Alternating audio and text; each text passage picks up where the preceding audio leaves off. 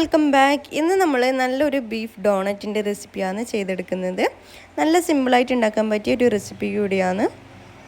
അപ്പോൾ ആദ്യമായിട്ട് വീഡിയോ കാണുന്നുണ്ടെങ്കിൽ, വീഡിയോ ഇഷ്ടമാണെന്നുണ്ടെങ്കിൽ തീർച്ചയായും ഒന്ന് ലൈക്ക് ചെയ്യുക. പുതിയ വ്യൂസ് ആരെങ്കിലും ഉണ്ടെങ്കിൽ ചാനൽ മറക്കാതെ ഒന്ന് സബ്സ്ക്രൈബ് ആക്കുക.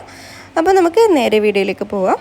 ആദ്യം തന്നെ നമുക്ക് ഇതിനായിട്ട് വേണ്ടത് ഒരു ബൗളിലേക്ക് ഒരു ഹാഫ് മുറി ഞാൻ ക്യാപ്സിക്കം ഇതുപോലെ കട്ട് ചെയ്തിട്ട് കൊടുക്കുന്നുണ്ട്. പിന്നെ ഇതിലേക്ക് ഒരു അല്ലി വെളുത്തുള്ളി ചെറുതായിട്ട് കട്ട് ചെയ്തിട്ട് ഇട്ട് കൊടുക്കുന്നുണ്ട്. പിന്നെ ഒരു അരമുറി ഉള്ളിയും കൂടി ഇതുപോലെ കട്ട് ചെയ്തിട്ട് കൊടുക്കുന്നുണ്ട്. നമുക്ക് ഇതെല്ലാം മിക്സിയിലിട്ടൊന്ന് അരച്ചെടുക്കേണ്ടതാണ്. പിന്നെ ഇതാ ഒരു പച്ചമുളക് ചേർത്ത് കൊടുത്തിട്ടുണ്ട്. പിന്നെ ഇതാ 2 പീസ് ബ്രെഡും കൂടി ഇട്ട് കൊടുത്തിട്ടുണ്ട്. പിന്നെ നമ്മൾ ബീഫാണ് എടുത്തിട്ടുള്ളത്. ഉപ്പും കുരുമുളകും ഇട്ടിട്ടൊന്ന് വേവിച്ചെടുത്ത് ബീഫാണ് കേട്ടോ. അതിലേക്ക് കുറച്ച് മഞ്ഞൾ പൊടിയും അതുപോലെ മുളക് പൊടിയും കൂടി ചേർത്ത് കൊടുക്കുന്നുണ്ട്. പിന്നെ ആവശ്യത്തിനുള്ള ഉപ്പും കൂടി ഇട്ട് കൊടുക്കുന്നുണ്ട്. പിന്നെ നമ്മൾ ഇതിലേക്ക് ഉരുളക്കിഴങ്ങും കൂടി ചേർത്ത് കൊടുക്കുന്നുണ്ട് കേട്ടോ. വേവിച്ചെടുത്ത ഉരുളക്കിഴങ്ങാണ്.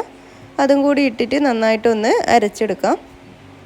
പിന്നെ നമ്മൾ ഇത് കോട്ട് ചെയ്യാൻ വേണ്ടിയിട്ട് കുറച്ച് ബ്രെഡ് ക്രംസ് എടുത്തിട്ടുണ്ട്.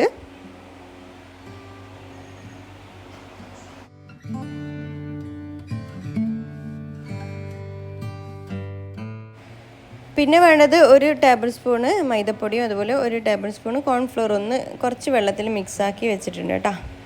പിന്നെ ഇതാ നമ്മൾ ഇതുപോലെ ഡോണറ്റ്സിൻ്റെ ഷേപ്പിൽ ഇങ്ങനെ ആക്കിയിട്ട് നമ്മൾ മൈദൻ്റെ മിക്സിലും അതുപോലെ നമ്മൾ ബ്രെഡ് ക്രംസിലും ഒന്ന് കോട്ട് ചെയ്തിട്ട് എടുക്കുന്നുണ്ട് കേട്ടോ.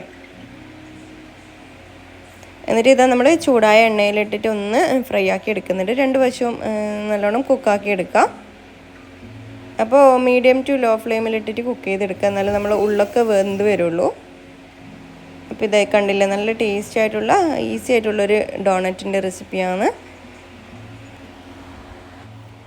അപ്പോൾ എല്ലാവരും ഉണ്ടാക്കി നോക്കിയിട്ട് ഫീഡ്ബാക്സൊക്കെ അറിയിക്കുക. വീഡിയോ ഇഷ്ടമായിട്ടുണ്ടെങ്കിൽ തീർച്ചയായും ഒന്ന് ലൈക്ക് ചെയ്യുക. പുതിയ വ്യൂസ് ആരെങ്കിലും ഉണ്ടെങ്കിൽ ചാനൽ മറക്കാതെ തന്നെ സബ്സ്ക്രൈബ് ആക്കുക.